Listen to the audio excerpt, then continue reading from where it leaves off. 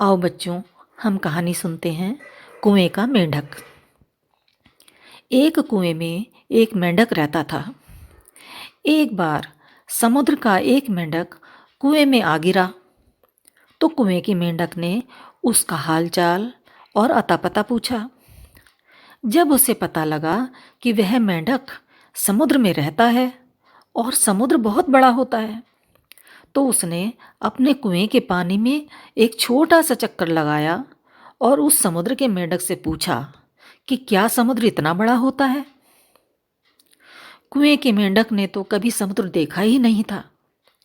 समुद्र के मेंढक ने उसे बताया कि इससे भी बड़ा होता है। कुएं का मेंढक चक्कर बड़ा करता गया और अंत में उसने कुएं की दीवार के सहारे सहारे आखिरी चक्कर लगाकर पूछा, क्या इतना बड़ा है तेरा समुद्र? इस पर समुद्र के मेंढक ने कहा, इससे भी बहुत बड़ा। अब तो कुएं के मेंढक को बहुत गुस्सा आ गया। कुएं के अलावा उसने बाहर की दुनिया कभी देखी ही नहीं थी। उसने कह दिया, जा, तू झूठ बोलता है। कुएं से बड़ा कुछ होता ही नहीं है, समुद्र भी कुछ नहीं होता।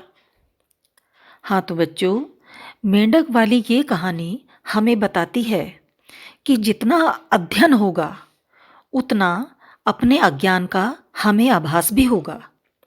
आज जीवन में कदम कदम पर हमें ऐसे कुएं के मेंढक मिल जाएंगे जो केवल यही मानकर बैठे हैं कि जितना वे जानते हैं उसी का नाम ज्ञान है।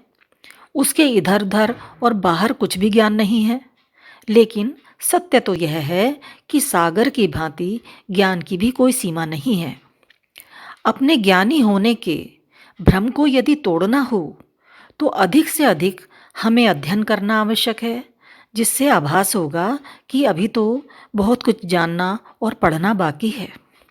इसलिए बच्चों, हमें कभी भी अपने ज्ञान पर घमंड नहीं करना चाहिए। हाँ तो कैसी लगी बच्चों ये कहानी? ज़रूर बताइएगा। बहुत बहुत शुभकामना आपके लिए। बहुत बहुत प्यार। जय गुरुदेव।